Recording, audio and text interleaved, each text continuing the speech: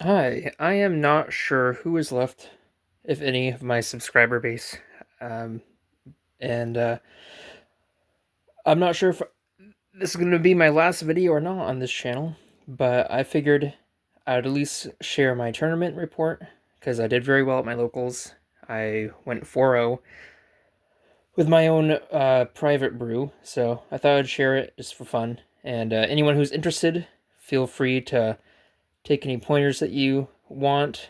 Um, don't you don't have to feel like you have to like and subscribe, because I honestly have no clue how much more I'm going to be uploading, but I just thought it'd be fun.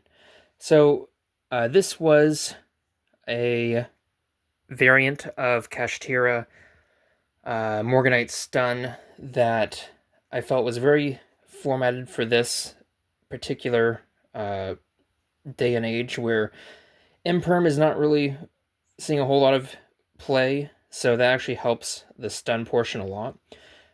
Speaking of the stun portion, I played a total of 8 stun cards.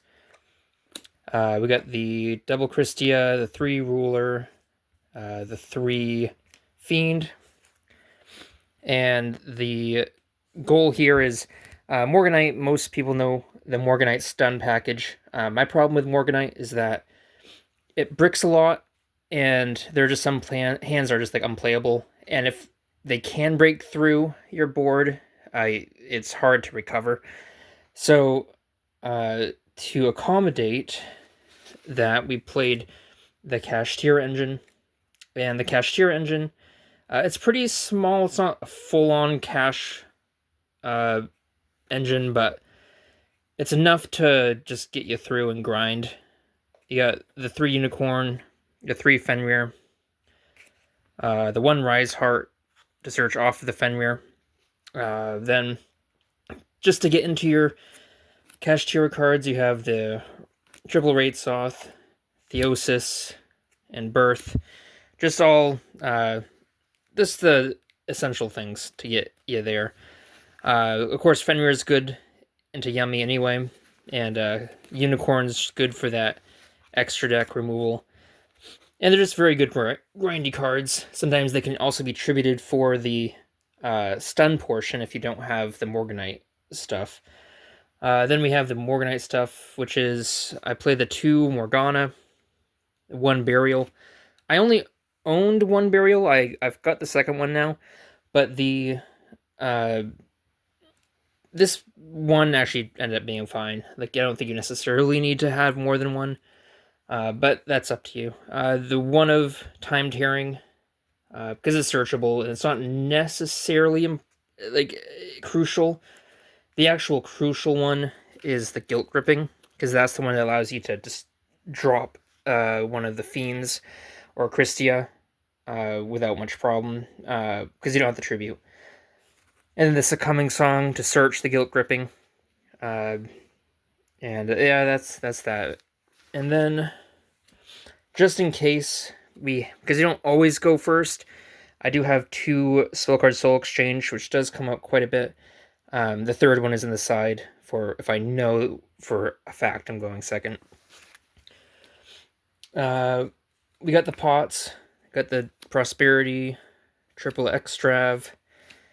We don't really use the extra a whole lot, so these are pretty much it's just a free consistency for us.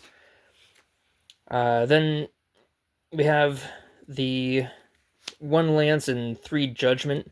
Lance didn't come up a whole lot, but the idea behind Lance is it is your 4th Judgment. It's okay going second. It's also a battle trap in case someone tries to beat over one of your Fiends. It's also good protection against things like droplets and imperm, things like that. But yeah, that's the main. The flex spots, I'd say Lance might be a flex spot. Maybe the Soul Exchange could be a flex spot. But it grinded very well. My favorite Fiend throughout all of it was the Ruler, because he doesn't lock you out, so you can continue doing your Kashtira combos on your turn, and your opponent can't really do much about it. So he's pretty good. And the cool thing about this deck as well is that it doesn't play very hard into a lot of hand traps. Like if your opponent like Ashes or Drolls your Kashtira combo, usually you can still go into your Fiend stuff afterwards as your recourse, and it still works out in your favor. The extra, just the triple Shangri-Ira. I think the only cards I summoned all weekend, well, I say weekend, it's just the day, but with the Shangri-Ira and the Big Eye. Big Eye actually comes up because if after you, I did this against a Dracossack player.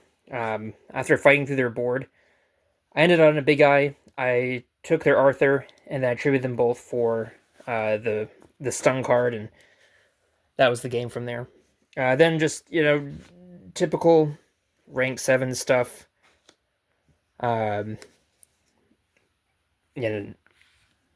The Typhon, Zeus, just toolbox stuff like SP and Masquerena, Garura in case you play against like one of those cards that make you ascend from your own extra deck. Those type of things come up, but this is all just mostly chaff. I didn't really use any of it, so really whatever you feel like you want to use is perfectly fine. I think the only change I'd make to the extra is if I owned more Big Eye, I'd probably play 2 or 3 more Big Eye, because that actually is useful with the stun portion specifically. For the side, I did play 2 Canceller. Good against Dracossack, as well as against... there was a friend of mine who was playing Gem Knight. It's good against Gem Knight specifically, but it also came up against Yummy. I sided against Yummy, and it actually put in a lot of work against them. Then for when I know I'm going second, just this Double Lightning Storm, Harpy's Feather Duster, the 3rd Soul Exchange. And then when I know I'm going first, I played the triple Defissure, triple Soul Drain, which actually, the Soul Drain, a little bit of a leftover from last format, because I know it's good. There was a Malice player in the past. There was also a Mitsurugi player in the past, so I had that just in case. And I know it's okay against Dracossack, so I figured I'd use it just in case for my local meta, but you could probably take it out for something else. 3 D Barrier. It's just 3 more stun cards going first. My friend who was playing a Gem Knight OTK threatened me bodily because he lost to it. But no, it's a very it's a fun deck for me. Not very fun for my opponents, so I do apologize for anyone who played against me. I went 4-0. The tournament record was round 1 against Cyber Dragon. It was a kid who was his first locals. It was funny, he actually played Storming Mirror Force, and he won a duel against me because of Storming Mirror Force. And then after that, it was my friend with the Gem Knight. I won 2-1 against him. After that, it was Dracossack. I went 2-0, and then in the final match, it was against Yummy. 2-1 against them. It's a fun deck, something different, and I'm not sure how much longer this format's going to last, but if you get a chance and you want to take it for a spin on your own locals, I just thought it might be cool to give you some ideas. And anyway, hope you enjoyed, and tell me what you think in the comments. But again, don't feel like you have to commit to subscribing or liking. I just thought I'd share for fun. All right, bye.